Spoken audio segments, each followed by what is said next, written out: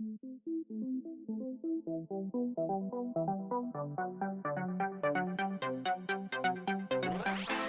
2019, everybody, and welcome to the HTML All the Things podcast, episode 24, Maintaining Your Skills. I'm your host, Matt Lawrence, and I'm joined again by my co-host, Mike Horan. What have you been up to this week, Mike?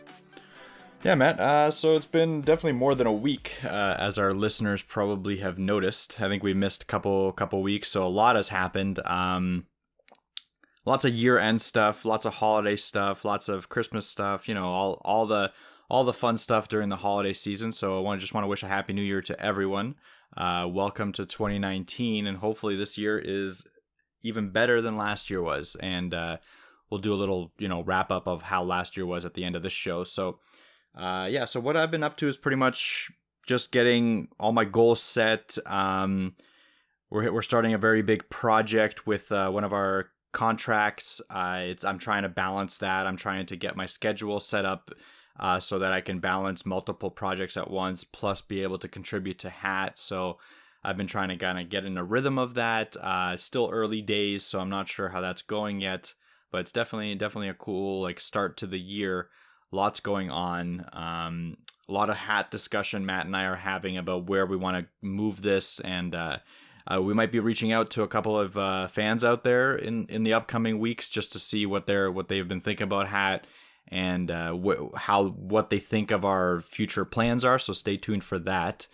But yeah, that's about it. What about you, Matt? Yeah, so kind of same thing. It was a light work week for the last the holiday season, but then there was a bunch of stuff all bundles up, and so the last week, which was an actual work week, was pretty hectic and running around and that type of stuff. A little bit of that this week, just kind of finishing through some of that, but had a work relaxing holiday season, but a very busy holiday season as it goes with family, friends, and the whole bit running around. But a good refresher, I guess it was. I came back to work refreshed and ready to take on that big backlog, which was good. And like what you said, tons of stuff happening with HAT, tons of stuff that we've been discussing, tons of stuff that we have planned. Finally released that first CSS grid guide, as I promised, a while ago, but admittedly the holiday season hit, so that was a dumb time to actually start that. So now it's out. The very basics are out now, and we have a ton of stuff that's actually planned for moving forward, so that's really exciting. And also just kind of touching up a bunch of client stuff that kind of came up over the holiday here and there, finishing up a few projects and doing all that type of stuff, little maintenance stuff and that type of thing. But I think we're going to dive right into this episode's kind of synopsis. So it's a bit of a different episode because our web news isn't going to be so much a sort of hot topic as it is sort of a year in review. So I'm just going to kind of go over the segments. Then I'll do an intro, and then we'll kind of dive right in here. So basically the segments are: segment number 1, keeping things in practice; segment number 2, combating the loss of knowledge. And that's all we have for the segments because they're quite lengthy. And then web news, like I said, it's going to be 2018 in review, road ahead to 2019, and that's a pretty lengthy segment as well, with some interesting numbers in there for any of you guys that are social media managers or are managing your own social media presences. So we have all that written down in there. But as I said, we're going to start off with the first segment, which is Mike. So I'll let you take it away there. Oh, wait, no, actually, let me introduce this episode. I forgot. This, of course, the first year of the new year, so I'm going to mess up the order a bit. So I'm just going to introduce this episode because we had a little bit of trouble naming it. It's Maintaining Your Skills. So basically what we're trying to get at is with the holiday season reaching its end, it's time to get back to work. And while the holidays were hopefully refreshing to all of us, it also means that we spent a good amount of time away from our computers. And as a result, you kind of get rusty with your craft. So this episode is, solely focusing on how to keep that knowledge fresh, when and what knowledge to sort of let go and just forget, and coping with the times away from your desk.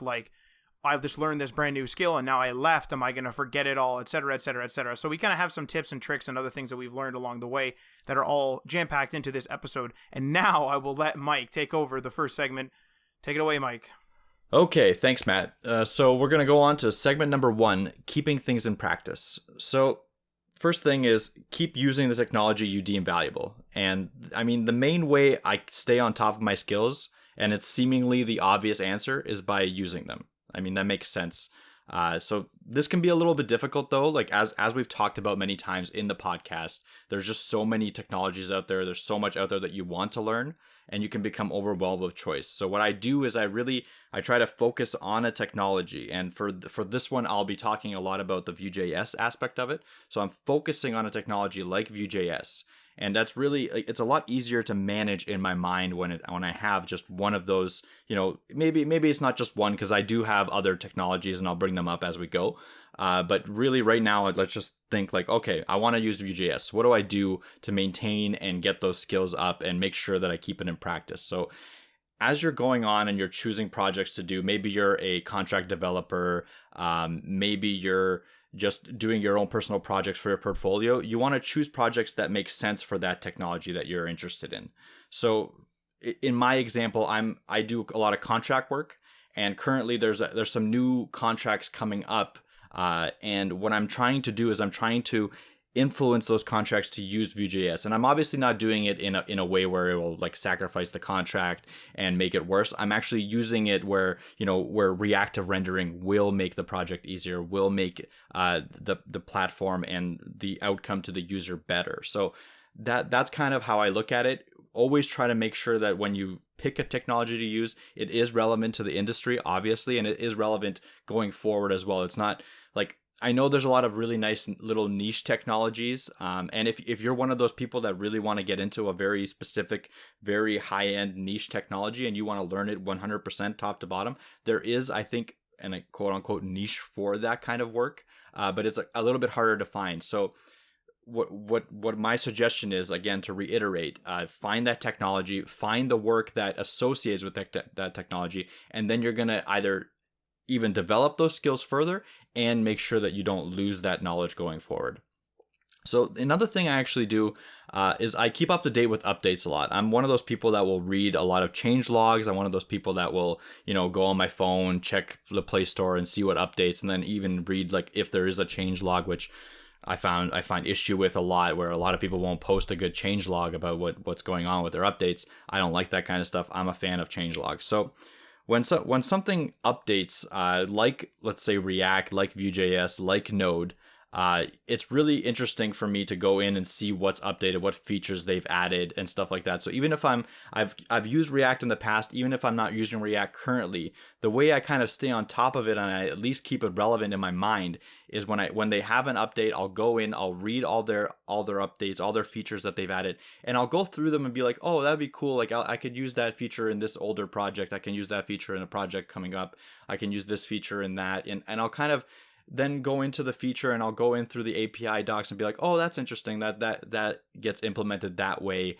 Maybe I could implement it this way. And even if I don't go through the process of implementing it, just going through those kinds of motions and going through the documents, going into and learning all this new technology and just keeping up and staying up to date with it will give you that like kind of nudge in your head to use it when it's appropriate and to stay on top of it and not, completely fall out of your head and you'll forget, React doesn't even exist anymore. Not that React is a tough one to forget because it's always in front of your face, but there's plenty of other examples with smaller technologies, maybe like Postman and Apollo and stuff like that. Those like GraphQL that's coming up right now. It's important to kind of like, if you're interested in that, stay on top of what's happening in that industry, in that technology, and it'll make it a lot easier to then migrate back to it when you use it again. But really, those are my kind of tips to keep up to date with it. They're kind of simple. I think what people realize, that people think that there's just some complicated way of keeping up to date with things, but really using them is number one, and just keeping up to date with them is number two. And I don't have too many other skills that I could pass on to maintain that knowledge without actually doing it. So I think I'm going to pass it off to Matt for any comments or to move on to segment 2. Well, yeah, one brief comment is like you were saying, it may sound simple, but I think that when somebody, especially if they're new to the industry, I think that like you have a point there where it's like, this is simple, but this is how you do it. And I think a lot of the time people will think like, oh, there's a trick to this. Like there's a trick to this. There's a tip and tricks video I can watch and I can quickly learn how to, maintain stuff. It's like, no, this is literally I mean, as far as I know, this is literally your brain, forgetting things. This is like humans get rusty at things. They forget things. That's just kind of the way it is. And unless we, medically somehow do that, which I'm definitely not getting into because I don't know anything about it, but unless we medically do something to our brain or however that works, like to me, like you're hitting the nail on the head it sounds very simple in whatever, but we're trying to say that there is no tip and trick. There is no special way to do this. It's literally just, hey, you want to know this? Just keep up the practice. If you're having trouble with it, just keep up the practice. Study more if it's for a test, essentially. There is no quick way. You could cram, but like, what are you cramming for? Like a single project? Like, why would you do that when you could just slowly learn the stuff as you need them in a project, right? This isn't doing a school test where you have 1 hour and then suddenly you're out of time. So you're developing your skills. Just keep it up, and just whatever you find useful, just keep that practice up, and whatever you find useless, as you're going to learn in this second segment here, just kind of let it go. And I'll actually kind of use that as a segue here then. So for segment number 2, combating the loss of knowledge. So when you're away from your desk for a long time, you'll become rusty at your everyday tasks and may actually completely forget new things that you learned just before leaving. Furthermore, there are often times where that certain snippets of code are maybe only used a single time per project, and therefore they don't stay fresh in our minds because we rarely see them. And it's really easy to stress over losing knowledge like this because we're invested time in learning how to do that type of stuff, and you learn new skills via practice, and then in a few short weeks they could be completely gone from our memory in the worst case. So there's a variety of ways to sort of combat this, but it's not something to stress over. And that's sort of what I was trying to get at with like the whole brain thing. It's like, it's not something to stress over because it's a natural process our brains do. We slowly forget things, we slowly get rusty, but we can fix some of this type of stuff, and I'm going to get into that right now. So number 1 for me, there's two main things here. So number 1 is recording snippets. So programmers of all kinds, whether it be web devs, game devs, hobbyists, whatever, they all have some sort of snippets manager. And oftentimes this is actually in the form of a snippets managing software, but it can be as simple as keeping old projects and old files laying around in a folder somewhere. And one key component to generating snippets is that your code is modularized rather than be proprietary for each application, meaning that you want code to go into functions that can be used over and over and over again. So I'll just give a brief example to sort of clarify that. So if you have an application that uses Ajax, there should be an Ajax function that you pass arguments into rather than the Ajax commands being done somewhere inside of a multi-purpose function somewhere, because that multi-purpose function would be very proprietary. So an example of that would be maybe you're connecting to the API, using the API, and then using Ajax all in one function. No. You should be having your Ajax in this example specifically out of that function. And then the API access and all that should be done in another function, because then you can take that function and use it in a different project. Maybe you need to rename the function, but the function is still there. It's not a big multifunction proprietary, piece of garbled mess essentially in one of your apps. So anyway, coming back to earth here, back to the snippets. Snippet managers are great when you code up something that you will use repeatedly, but rarely need to interact with. And another thing, just to clear that up, a couple examples. So example 1 would be you make functions that access and interact with an API once, and then you focus on making the application using that data that comes from the API. You don't go back and keep looking at the function that's accessing and manipulating or whatever it's doing to that API. You don't go that. You set that up and then you just keep calling it and calling it and calling it for data, and you focus on the app after that. So you're going to forget how to specifically access that particular API. And if you're a front-end guy, example number 2 here, you can make a collection of CSS buttons that you use on a variety of projects. Maybe you made a nice set of a certain design type, so like a material design, fluent design, something like that, and you just you made it up, you made up your own code and your own CSS, and you just use those everywhere. You're going to forget exactly what values are in your box shadows or your exact colors or whatever. You're going to forget that type of stuff. You're probably just going to maybe change the color here and there, and you just keep using it in different projects, and you're not going to remember all the rest of it. So that's kind of where snippets would come into play. You would just have a file or something where you would have those buttons ready for you. You would have the Ajax function ready for you. You can just copy, paste it into something else, and that's it. Now, personally, I mentioned those snippet managers, but personally, I don't actually use those. I use a bunch of old projects and files inside of a folder because the way I think about it is like I always think of the projects I did something in first. So it's like if I used Ajax on Mike's website, let's say he had a website, and I used Ajax on Mike's website, and then I go to work on my website a year later, I'm going to remember like, oh, I used Ajax on Mike's website.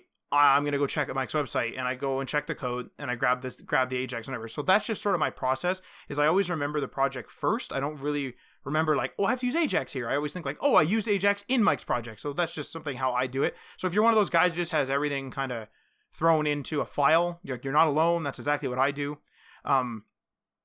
So that but I am going to be slowly moving into a snippet managing software to sort of devil's advocate that, just because like I am getting so many files and so many projects on that. Now I'm starting to forget the projects. So for you guys that keep it all into a file, once you start forgetting what projects you've done and once you start forgetting what those files are for, I would personally suggest you do switch to a snippet managing software. Now, I haven't done this either yet. I'm going to be exploring that, and I'll probably end up sharing my experience with you guys. But a quick Google search came up with a couple of results, and I may check out a couple of these. Again, have not checked any of these out, so but they include Boost Note. There's another one called Cacher. There's a thing called Bracket Snippets, and that's an actual plugin for brackets, which if you're using brackets, that's a no-brainer kind of thing. I have not used any of these. I don't know what they're for or the pricing or anything like that. I'm going to include links in the show notes if you guys want to check them out. But there's a ton of them out there if you guys want to take a look. Or you can even make your own solution with something like GitHub or whatever if you want to just quickly make your own repos for stuff like that. Of course, they're just snippets here, people, so it's not like super advanced. But yeah, that's sort of my 2 cents on that. Is you can either you can either let the knowledge go or you can use the snippets, and that's exactly. I'm going to use that as a segue. I'm trying to get segues in this episode. I don't know if it's working out. It kind of sounds really cheesy, but we'll see how it goes. I'm trying something new with 2019 here, people. Just let's simmer down the comments. I'm sure I'm going to get all these segues. The next thing is letting selective knowledge go. So one of the things that, or like I said, you can record that knowledge and have it in the snippets, or you can let it go. And I'm just going to kind of go through this little bit of a scenario here. So one of our programming teachers in college said that he would selectively just let knowledge leave his brain once he had learned and implemented it. So specifically, he was referring to a driver that he had written for a microcontroller that we were using in his lab class. He said that he only needed to learn the information for certain parts of the driver once, implement the driver the way he wanted, and then based on his new based on that new knowledge that he had just gained, and then he just forgot about that specific piece of information because he learned he got the value that he could from that piece of knowledge, and then he just basically threw it away. And that was because I think it was something like grab the serial number from this particular microcontroller or something like that. And so, there's only one way to grab a serial number, and there's only one serial number, or there's only one piece of data, whatever he was grabbing. So he was happy with the solution, and then he doesn't want that to cloud his, fill his brain up. So he just kind of throws that away and just sort of, brushes it under the rugs, doesn't record the snippet for it, just kind of has it in the project he's using it on, and that's sort of it. So I kind of take that to heart because that's a really good piece of advice, but it can be a hard pill to swallow because sometimes things take, an especially long time to learn. They take forever to learn things. And, it's still a valid statement though. Just kind of let things go. So if you think about it, if you're working at a company as a Ruby on Rails developer, and then suddenly, the teams get jumbled up and you get tossed into a team that only uses jQuery, you're going to forget Ruby on Rails pretty quick unless you're doing something to keep up that knowledge, more than likely on your own time. You're probably going to just start filling your brain up with that jQuery stuff, and you're going to more or less forget that Ruby on Rails stuff. Some stuff will obviously stick around. Some of those memories, some of those experiences will stick around. But for sure, you're going to forget. You're going to forget a bunch of that Ruby on Rails stuff. And you kind of got your value from it, right? You learned Ruby on Rails, maybe through school, maybe through a course, whatever. You got your value out of it. You got hired. You worked a bit. You got paid for that work. And then you got moved to another team. And now your skills at learning an actual language are applied to jQuery. And you're letting that other knowledge, you've already extracted all that value from the actual Ruby on Rails proprietary commands and syntax and everything else. You're letting all that go. You've extracted the value from it. And now you're on to jQuery in this particular example. So just something to kind of keep in mind. I personally try to keep everything fresh all the time. It's too crazy. It's too much. Because since I'm doing CSS Grid now, if I were to stop using CSS Grid tomorrow, and in a month someone asked me to come back and say, hey, can you set this website up in CSS Grid, because I'm also new to it, I'm literally just gonna not know what, like, I'm gonna have to look it all up again. I'm gonna have to look up that make your first CSS Grid app tutorial type thing again. So just something to keep in mind. If you're gonna let knowledge go, either snippet it if it's important, or let it go selectively. If you need it really badly, like Mike said, practice it, keep it fresh, and that's that. And the reason why I'm hesitating is because I was gonna do a segue into web news, and I don't have one. So That's okay. Okay, so There's too many segues. It's too many web segues. news. Hashtag segue 2019. Web news, everybody. Woo! Yeah, totally. But I actually have a few comments there, Matt, on what you said, because there's not only recording snippet programs and stuff like that. I think there's a lot of like inbuilt features and technologies that allow you to kind of selectively, not have to memorize knowledge. And a lot of that, I feel, a lot of that is like the reusability of components. So Vue.js, React, they all are component-based architectures. So when you create these components, like you create a button, and if you use that button multiple times in a project, you don't necessarily need to memorize how you created that initial component button. You can just reuse the component you've already created, and that's kind of like part of the whole snippets thing, right? So you can create these reusable functions, reusable CSS, like visual aids and stuff like that, where you can just kind of copy paste them, and there's no need to clog up your brain. Like Matt's saying, it's not, we only have a finite amount that we can know at a certain amount of time. Like, I'm sure everyone has a different amount, but regardless, it's a finite number. So there's no point in clogging it up with stuff that A, you could easily relearn really quickly if you really needed to, and B, you can just reuse from an older project, from a library of components that you create. I've started actually, I have like a boilerplate Vue.js project where I'll just dump the components that I deem reusable. And if I need to go back, I can just, take that component, retrofit it into whatever project I'm using, and plop it in. This is why I'm kind of really excited about reactive frameworks like Vue. I really like the reusability of stuff like that. I really like that I don't have to memorize each and every time I create something small like that, and the functionality that it provides for that. Something else that helps with this kind of stuff is Webpack, where it's like a building platform for you, and a big thing is that it can create projects through some, like an XML or a JSON file, which for me is a big thing, because I don't have to go in and, create the whole file structure of a project every single time. I don't need to memorize how to do that. I can just go into Webpack, use one of the inbuilt templates, and just that's my start of the project. That's my, hello world start to the project, which is a huge help. Vue CLI helps with that greatly. Like, having to do a Vue project from scratch, that knowledge to me would be kind of useless when something like Vue CLI exists. So yeah, absolutely what Matt's saying, be selective with the knowledge you retain. It's a very important skill to have, to be able to know what you should retain and what you shouldn't. And it really comes, again, with practice. Like, once you start doing things, you realize that you don't need to learn how to know how to do this every single time. You can reuse it from a different project.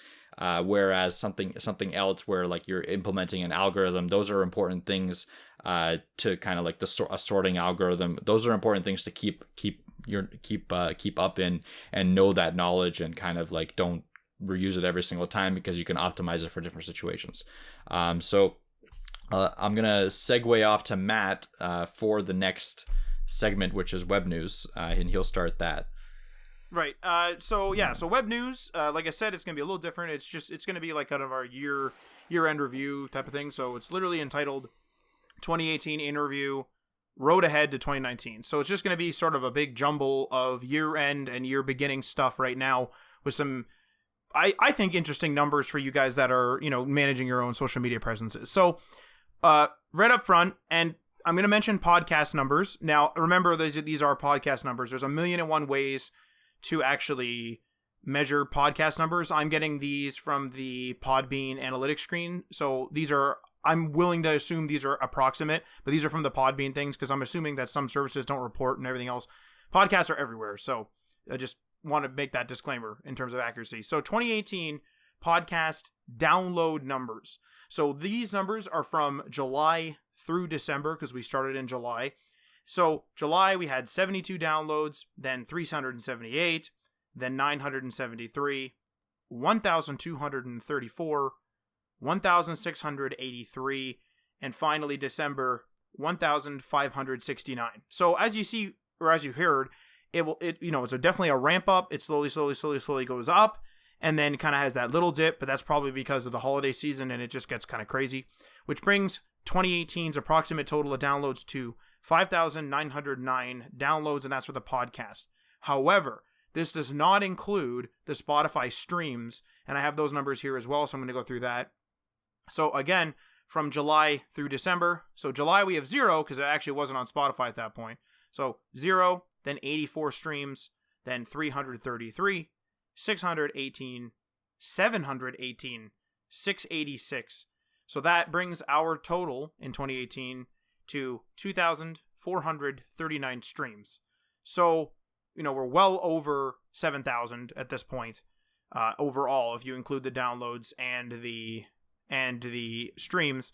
I think our goal, we didn't really have a goal when we first started, just to be totally blunt. When we first started, we used the podcast as an anchor every week because we were really wanted to focus on guides and that type of thing. And as we found, like, those take a really long time and they're kind of hard to get off the ground. And like, we're still doing it. Like, I have my CSS grid guide, but the podcast is a way for us to sort of, talk, like, have a discussion about our skills, pass that along to other people who are just starting out or even pros in the space that have been around for a really long time. And, this is kind of our journey in building this website. So what's super interesting is that this anchor, this podcast that wasn't supposed to be a main thing, ended up becoming like a staple of HAT or HTML, all the things, and certainly blew our expectations out of the water. I don't know about you, Mike, but I was expecting, like, I remember we were getting 23 downloads average a week. Like, at the end of the week, after 7 days, we put up an episode, it was like 23. And I remember when we started to climb to like 50, I was like, oh man, we're doing okay. And I think a couple episodes sunk back down to 23. And I was like, oh man, are we stuck at 23? Now it's like, it'll get around 100, like near 100 the first day here and there. And then it slowly, like, goes up. And this is with a single, I think we had a single paid campaign. We did like a bit of marketing on Instagram and Facebook simultaneously. And so we did one of those, and it wasn't super, I don't think it was very much. I think it may have been $50 Canadian, something like that. I don't have the numbers on that. I think it was less than that even. I can't remember exactly what it was, but it was a totally reasonable amount of money. So it's not like we've been like paying for views or anything like that. And really our social media, I think, has a lot to do with these numbers. So I'm just going to kind of dive into the social medias now. So I don't have the 2018 specific numbers, but I do have the numbers as of January 7th, 2019. And again, these go up and down all the time, so these are approximated as well. So our Instagram followers were approximately 448. Our Twitter followers were approximately 60, and our Facebook page likes was approximately 57. So I want to kind of go through each of these because it's super interesting. So Instagram is the thing we've put the most work into. And what Mike and I have been noticing, and this is kind of hard to notice when it comes to client work. So what I'm getting at is, when you put work into something, like, generally a result will happen. When it comes to client work, like, if you're putting work into getting clients, certainly there's like a higher chance of you getting them, but there's not a guarantee that you're going to get a client or two. And it's hard to, especially as a small company, it's hard to sort of gauge whether putting work directly into something gives us anything out. Obviously, if you don't put any work in, you're not going to get anything regardless. But these numbers are an exact attestament to the amount of effort we've put into anything. So Instagram, we've been putting a lot of work into Instagram, posting near daily, sometimes multiple times in a day, commenting on people's stuff, kind of really building a community on there. We have not purchased any followers, nothing like that. Like I said, we've ran a campaign on there for the podcast, like through the official Instagram boost a post thing, whatever. But I'm really happy with the Instagram results. I think like I've never had really an account above 100 really that I know of or that I can remember, because I've been a part of a bunch of projects, but most of the time like it just sort of peters out and we don't really get far in social media. This time we kind of really buckled down, and the first few months, you got to remember here, we started in July, and the first few months, so we're talking about maybe in the beginning of the autumn, of the fall, was actually the time in which we really started hammering down on Instagram and on social media. So Instagram, we kind of started hitting hard. We kind of got an idea. We decided that we wanted to reshare a lot of people's like designs, because people are making some really great designs out there. So we've been showing off a lot of UI designs. We've been Instagramming about our own content, like our podcast. Whenever we make a guide or something, it's on there. We learned that, you really should be keeping your story up to date, your Instagram story. So we've been doing that per post. So it's been a real interesting journey, and money in time in is getting results out. Like all our other accounts, like I just mentioned, are below 100, and this is at approaching 500. So it's rather impressive to me anyway.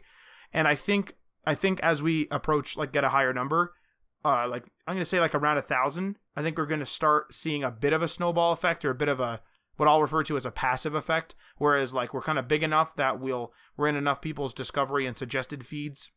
Again, I'm new to this, so, I am still learning that type of stuff and how that works. I know that being active, helps. Actually, engaging with other people helps. And I mean, by engaging, we're getting a pretty good community of people as well. So that's really good. So Twitter, we literally just been kind of using it as not a dumping ground, but a place where we literally just say, hey, our podcast is out this week, or our podcast is out today. And one of the main things with our Twitter is that we haven't really been posting, too frequently, and the same sticks with it. I haven't been posting too frequently, especially since the holidays. But I started, I believe it was in December. I started, just over 2 weeks in December before the holidays. I was kind of messing around with, posting different things, that type of stuff. I think I've retweeted a few times this stuff, and I did find that I was getting picked up by some people, getting retweeted a few times. Our followers did go up from, I think it was sub 40, or maybe it was in the 40s, up to 60. So just right there, a little bit more work put in, and we get more followers coming out of that. So that's super interesting. Facebook is sort of the same deal as Twitter. So minus the fact that I haven't put extra work into it. So Facebook, we had our promotion, we had a boosted post or two on Facebook. I can't remember whether we did one for the page too, but anyway, we did a couple of the official Facebook boost ads things, boost post things, and we got up to 57. We got up to 57 likes on there, which is the equivalent of followers if you're not on Facebook. So our Facebook page. And our Facebook page has been sort of the same thing. So, I announce when a podcast comes out. I announce when we have a new guide. I announce things on there. But there's no specific content. And one of the things I think I want to do, and I don't really know how to do this quite yet, I want to have a value proposition in each of our social media things. And what I mean by that is, I don't want to take, let's say I take John Doe. Let's just use I'm just using a fake name. So if I take John Doe's design and I repost that on Instagram with his permission, I repost it, and then I go and I put that same thing on Twitter, and then I take that same thing and I put it on Facebook. It's not gonna, I don't think that's gonna fly, because then someone's gonna follow us on Facebook and then not care about the Twitter and the Instagram, or someone's gonna follow us on Instagram and not care about the Twitter and the Facebook. What I really want is, obviously you're gonna have a lot of crossover where I'm posting about the podcast, I'm posting about whatever. That's all going to be across them all. But I kind of want each one to have its own unique value proposition to an extent. Again, it's a plan that I'm kind of trying to figure out. I haven't really figured out how to do that yet. So whether that's going to happen or not, I don't know. But I do know that Twitter is more than likely going to be our next kind of effort point. In Instagram, we're going to keep it up. It has to be kept up. And then Twitter, I think, is the next, to see if we can't bump those numbers up. So if we just look at our 2018 in review, I don't know what, just jump in here at any time. I think you want to jump in at the goals, but just jump in any time, because I'm kind of blabbing on here because there's a bunch of numbers and stuff. But 2018 in review, higher numbers than expected across the board. Like I said, the podcast was just supposed to be something that we did to force ourselves to have a piece of content come out, because as we've said on past episodes, we have trouble committing to things. And so higher numbers than expected across the board, I would say, absolutely. Definitely higher numbers. The podcast, like I said, the podcast was supposed to be a side thing. And our main thing was supposed to be templates and snippets. Like if you look at our first post or two on Instagram, it's talking about a museum template called Roma that I haven't even touched because we've been super busy and the podcast is doing really well. And we enjoy making it. So, kind of a shift in direction, but that's going to happen when you're starting something. And then, like I said, I learned a bunch of social media tips and tricks. Same with Mike. We focused on Instagram and then secondary on Twitter, but we really kind of hit it out of the park here because this is a useful skill and a sellable skill. If we're able to make a really good, organic, non, like without, like I don't purchase any followers, I get them organically, whether that be with the official boosting or just by using the app, whatever. It is absolutely a key thing, and that's absolutely a sellable feature. You could go if you're working with a client, or in our case, we're working on one of their websites, and they say, "Oh, we're doing a startup. We need a website, and we also need help with our social media." Being able to help in that area is a great revenue source for us, and it's also a great way for them to get discovered because we'll be able to tie in, like if they have a promo that they want us to post on their website that also applies to their social media channels, it's a no-brainer, right? We'd post it on all three at the same time, stuff like that, right? Because they all kind of tie in together nowadays. And a lot of guys won't even go to people's websites anymore. They'll only go to their Facebook page or their Instagram page or their Twitter page. So it's absolutely a sellable skill, and it's something that I would really suggest if you're learning web development. And you have your own goals, that's fine, but I would suggest if you need any sort of influence in the industry, you need any sort of reach in the industry, learning social media, in my opinion, as a person who's starting out with it, is absolutely vital. And that's definitely something that I will be continuing throughout my goals in 2019 as a small segue, and I'll pass it on to the goals of 2019 to Mike there. Oh, my segues. Okay, yeah. All right, so yeah, we segued right into the goals of 2019. And I just wanted to mention a couple things that that I found, especially in the social media aspect. I posted a couple of I did a little bit of Instagram stuff on my own personal account as well to kind of try to boost up both of our accounts. And just out of the interest of learning how Instagram works and being able to communicate with developers. I have communicated with a few developers out there, and that's been great. That's definitely a huge part of why we started Hat, is the communication aspect. So if anyone out there wants to hit up the DMs, talk to us, ask us any questions, you're definitely more than welcome to. I know a few of you have already reached out, and that's been awesome. Those have been the best experiences of the year for me. And so pretty much some of the content that I found does well, and what I want to kind of continue doing is it seems that very high produced, high quality images do really well on there. And then when you actually take time and put effort into you're writing up the post, ask an intelligent question in there, and you expect people to answer in the comments, and you get that kind of communication going with people in the comments, that seems to boost the post up as well. So I've really been putting a lot of effort into trying to get as much communication and as much back and forth as I can with the developer community, and that's kind of my focus with the social media aspect. Is I want to try to post consistently enough, maybe not as consistent as HTML the Things posts, but consistently enough, and have that aspect of developers being able to talk to each other in that post. And that, again, another segue will lead me into the goals for 2019. So I'll start off with Instagram, since we've been talking about Instagram. Right now we have close to 500 followers. I think a realistic goal, it might be a low shot goal, is 2,000 followers. And this is 2,000 dedicated followers. I don't think we'll be doing any sort of crazy paid advertising. I don't think we're going to be buying any followers unless we do some sort of tests for transparency or something like that, to see what works and what doesn't. But for now, I don't think we're going to be doing that. So I want us to kind of grow more organically than anything, with the content as king being our main focus. So I think 2,000 followers is a realistic goal. and will make us a little bit more legitimate in this industry. The next goal for 2019 will be the monetization of hats. So right now we've been doing, I think the only monetization we have is Patreon, and thank you to the people that do support us on Patreon. That's awesome of you, but really it's not a lot, and it's buying us coffee here and there, which is also great, obviously, but it shouldn't be the only way we kind of gain from this project. So what we will want to do is we kind of want to diversify, see what works, see what doesn't, and of course we'll report back on how it's going and make some content out of how we're monetizing and what's working, what's not working, and we're gonna adjust as we go. Like if we see that some people are giving us backlash because we put too many ads on something, then we're obviously going to be listening to the community and adjusting as we are creating. So monetization of Hat, definitely a big priority for 2019, because we are putting a lot of effort into it, and we want to get something back for that effort as we go on through the year.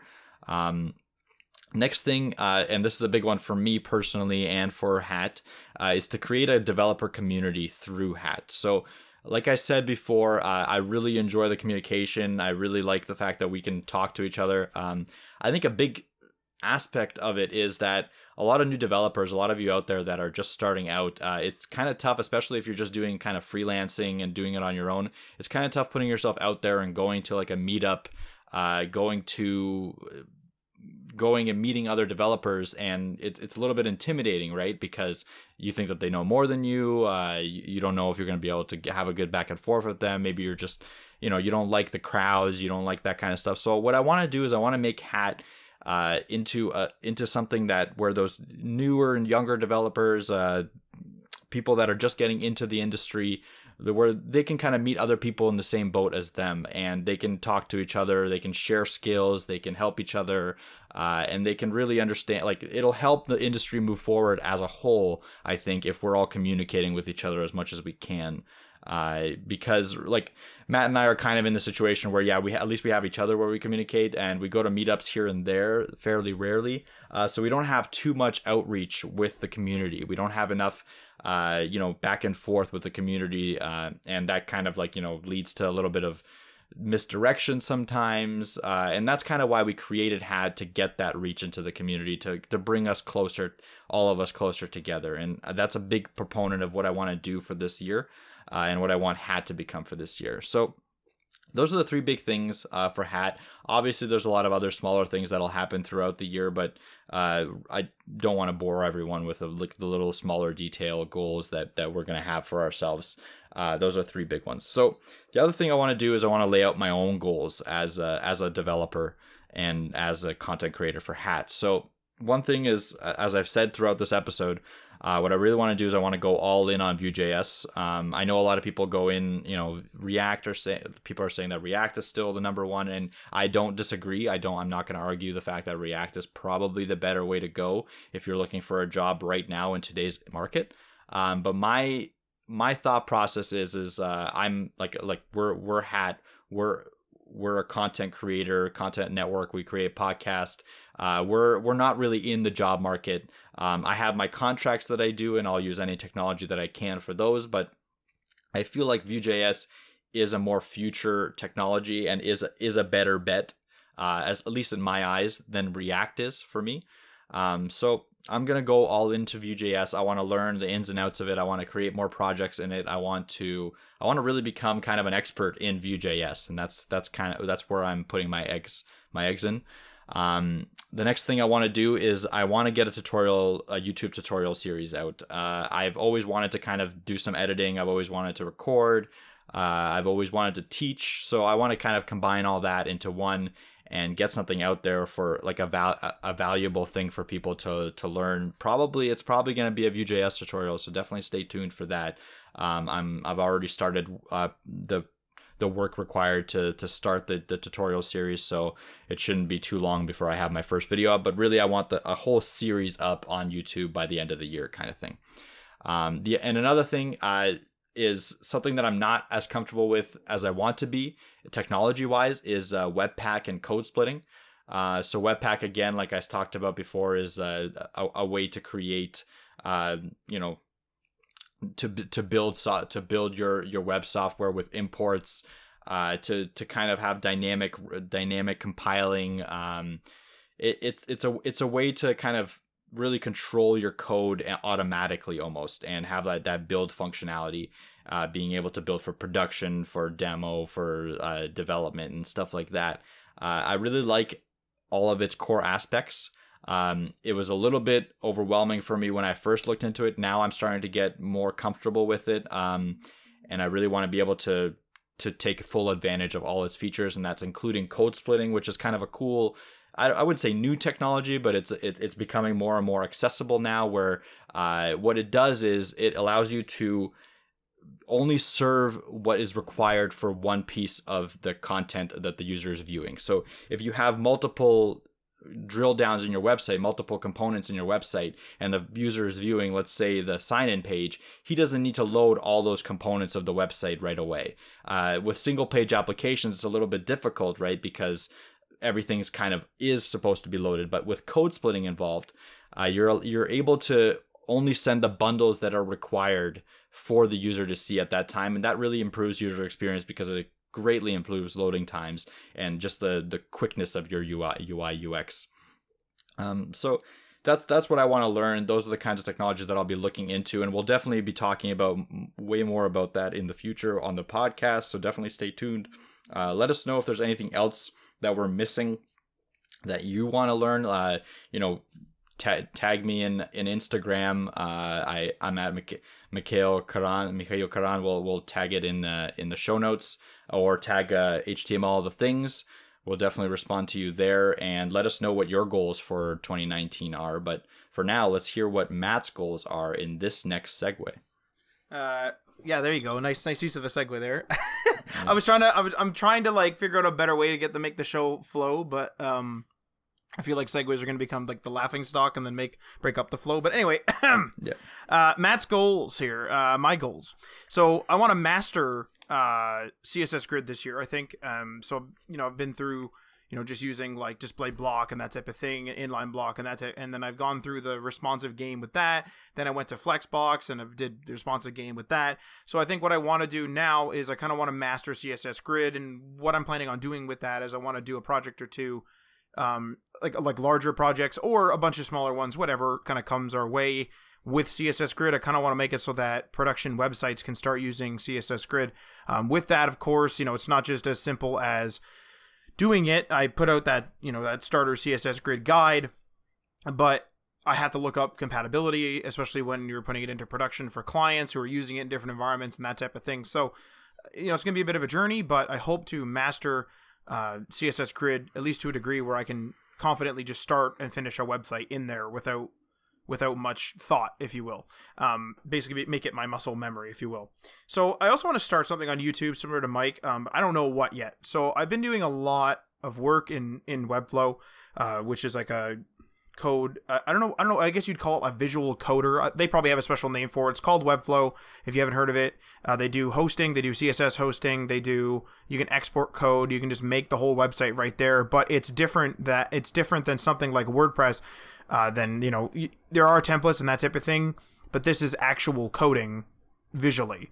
So if I want something to be, let's say 3 columns wide, 3 content blocks wide, I can literally go into the menu and say like display, flex, this direction, this is the padding, this is the margin, this is whatever. So like you need to know the coding terms in order to use this software to an extent. There are some stuff that is simplified, and this is probably easier to pick up than just coding yourself, but having coding knowledge makes it super quick. So I've been using a lot of Webflow for certain clients because that's the platform they prefer. So I've been working with that. So I'm kind of thinking maybe a Webflow guide, which is why I mentioned it. Maybe I'll do something else. Maybe I'll do more CSS guides on there. I don't know. One of the main things I think is the issue, and it's something that's kind of hanging me up, and maybe I just need to, take a day and solve this issue, is I need to figure out a method to make the videos. So I know how to have video edit. I've done it in high school. I've done it in, I'm on a gaming YouTube channel. I've been on a couple other YouTube channels way back in the day. So It's one of those things where I need to, like, I know I have the skill to edit, but I just don't know how to capture code specifically in a good way, and I don't have a method to do it. So I think maybe one day I need to just try 3 or 4 methods of like screen recording or, you know, doing a procedure or whatever. One of the things that Mike and I had already discussed was maybe the procedure should be that we actually have a storyboarding thing where we write up what we need, do a storyboard, then shoot the scenes. Because one of the things we were going to do was just make a project and just have the thing record the whole time. But that's like 100 hours or something of footage. Then you got to go through it, and then it's all kind of B-roll at that point because you're just kind of working, and you like leave sometimes to go to the bathroom, get a drink, whatever. So then like the footage is just sitting there. Like it's kind of a mess that way. So like maybe we need to specifically shoot it, but then you got to remember before you start the project. It's kind of a mess. Like it sounds like a super easy thing, and like it's not complex in that like, oh, how do I shoot this scene? But it's just sort of like I want a method that's not going to take me forever because I'm not like that's not our full-time job as a video editor and a video capturer. Like we literally need to, like if I say I need to do this guide today, you know, it's that day that's assigned to it, and then tomorrow could be assigned to client work, or tomorrow could be to this podcast. You know, I don't just do it. So I kind of got to make a different method. So if you guys have a method for shooting coding videos, coding guides, coding tutorials, whatever, you know, feel free to message us in some capacity on one of our social medias, because like I kind of need help with this, or I'm gonna have to like try to hash out a procedure that will slowly whittle down to something that's usable, like we do with everything else. But also with that, I want to further my knowledge of social media. Like I said, I think it's a very valuable skill in 2019. These small companies, they don't have the marketing budget of some of the big boys where they can constantly be on other people's podcasts, like, you know, just be on the sponsored spots. They don't have the money to be on Super Bowl commercials or even on TV at all. There are small companies that need to have a presence, and the main way, in my experience, to be seen is no longer, you know, taking something out in the newspaper, although that does work for some rural communities. I think the main thing is social media. You know, you can connect with somebody like all the way around the world. If I put an ad in the local newspaper, I'm connecting with people down the road. I'm not connecting with people online. But if I put something online, generally speaking, I'm connecting with people all around the world, and I'm also connecting with people that's right down the road too. So I think it's a really valuable skill, even though there is some issue, I guess, some people are taking with social media, especially with the amount it's being used in 2019, 2018, like in these days. But I think that it's still going to be very valuable, and I don't think it's going anywhere anytime soon. So I'm going to try to dive into that even more. Also, I kind of had this other goal I set myself when I wrote the show notes for this section. I had this thing called my Amass 2 goal, and I wanted to be like, if I take out any monetary restriction, any sort of like effort restriction, time restriction, whatever, if I could have something like right now, if I could just purchase it, you know, money's not a question. I can just buy this thing in the professional setting. What is it? And I think I've come up with that. I really want, and because we've been talking about this for years, is I really want to get a steady passive income stream set up and running. Now, in this case, it'll probably be through HTML All the Things, through Hat. It'll probably be that. But I really want to push that. And when I say that, like, I'm not trying to say that I want you guys to pay us more, or I want to like have ads literally everywhere, and they're like blocking the content and all that. Like, I don't want to do it through a scammy means, but I do want to have, you know, a website where I can rely on it, where I can go to it and say, I'm going to put in, you know, a few hours work here, maybe, you know, bang out a guide in 10 hours of writing or something. And I want to make sure that it, you know, generates something for us, because, you know, we need that value there in order for us to make more content for you guys. And so that's something that I really want to focus on, because Mike and I have talked about web apps, we've talked about apps making money, we've talked about monetizing whatever, and maybe our coding challenge, which we are going to talk about briefly in a moment. Maybe our coding challenge app will do just fine, and we'll be able to monetize it, and maybe that'll be the passive income thing that I want. And I say passive income, but I'm obviously this is a bit hands-on, but I'm taking like the hands-on stuff. Like if I leave HTML, like if HTML the Things is making money and I leave for like 3 days, it's not just going to drop to zero, right? It's not like a per hour job is what I'm getting at. Obviously I still need to do things for it, but I do want to we're on the internet here, and that's what a lot of our clients and stuff are doing. Is they are, they're startups or like that. That's what a lot of your guys' clients, if you take clients, are doing too.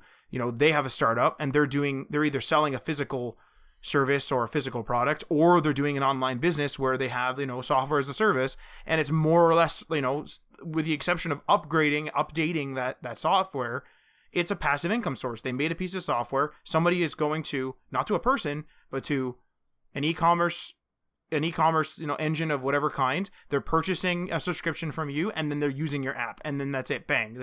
Now you have that person at $9 a month or something. And I really want to learn that, because I think we need that. We need to start honing in on that type of stuff. And client work is great, but client work is also unsteady, right? I could finish a project for somebody tomorrow, and then I might never see them again. I could finish a project for someone tomorrow, and then they may really like it and give me 8 projects. Or maybe in the middle of doing a project, this guy goes bankrupt and he can't friggin' pay me at all. And then we're in some trouble, right? So, because we just dove a bunch of time in there. So I really want something that is for us, that's actually out there, that's actually making money. And that's my big amass too. That's kind of my goal for 2019. It's a stretch goal. Whether we'll get there or not, I don't know.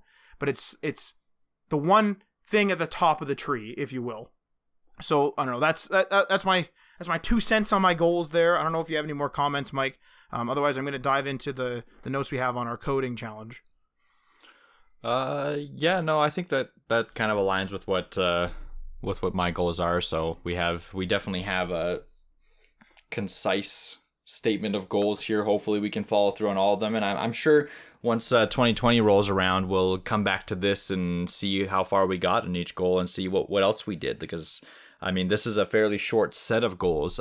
Some of them are big, some of them are smaller, and hopefully we'll have even more accomplished at the end of the year. So I'm looking forward to it.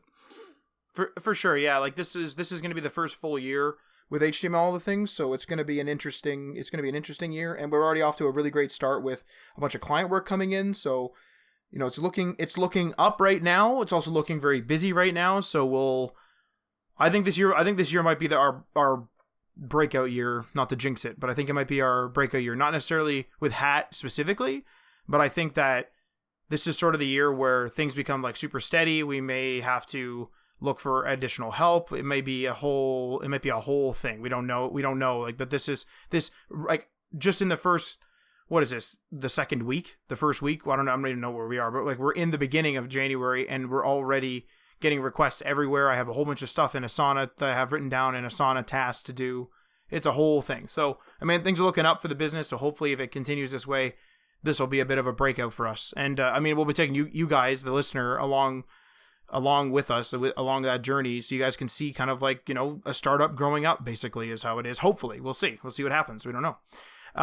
So I do want to mention our coding challenge. We did an episode a week or two ago, or probably further than that, but an episode or two ago at least, where we discussed a coding challenge. And one of our major issues that we mentioned in there is that our Google AdSense account was pending like a address verification, I guess is what they call it. Well, we have successfully gotten that because there was a bit of a waiting period. We have successfully gotten that, applied it, and it appears to be active now. So, because we do not want to launch this app without a monetization method, because that's a part of the experience. So, what we've decided is we're moving ahead with it. We're not forgetting about it like we said we were afraid we were going to. We are moving ahead with it. We're looking at doing it relatively soon. I don't want to say specific dates because some recent client work changes has changed the schedule we had moving forward. So hopefully it's going to happen rather soon. But we will be keeping you guys up to date. And we plan on, again, these are plans. These are not set in stone. We plan on doing a tidbit episode announcing the specifics right before we do it, including the dates and all that stuff. And then we plan on doing some stuff on social media that day and stuff like that. And we'll be discussing all those details. We'll hash them out, write them down and say them in a tidbit episode here on this podcast feed, wherever you're listening to this on. So we'll be discussing that then and there. I think that's basically it for our first episode of 2019. Again, Happy New Year. And I hope you guys have a good year. Hope you guys had a good last year and some good holidays. Unless you have anything else to mention, Mike, I think I'm going to run the old conclusion here. Yeah, just Happy New Year, everyone. Can't wait to get some more episodes out for you and some more content out, and can't wait to talk to some of you soon. Sounds good. Yeah, so actually that is one thing I did want to mention before I do the conclusion, is that the whole community aspect that we're trying to build, that is going to be a big part of 2019, and we'll be announcing that on social media and all that kind of stuff. So make sure you keep your eyes locked to those things, because we will be talking about it. And of course on this show as well, we'll be announcing most if not all of our stuff there as well. And make sure you check out my CSS Grid guide, getting started with CSS Grid. It's available on Medium and on HTMLallthethings.com. Anyway, so in conclusion, thanks for listening, and make sure you do not miss an episode by subscribing on the platform of your choice. You can follow us on the social medias via at HTML All the Things, that's on Facebook and Instagram, as well as at HTML Everything on Twitter. We're on Medium, we're on GitHub, we're on our own website, HTMLallthethings.com. If you like the show and you want to support us, make sure you check out that Patreon page, patreon.com/HTML All the Things. Check out the tiers, give that a go, and we are signing off.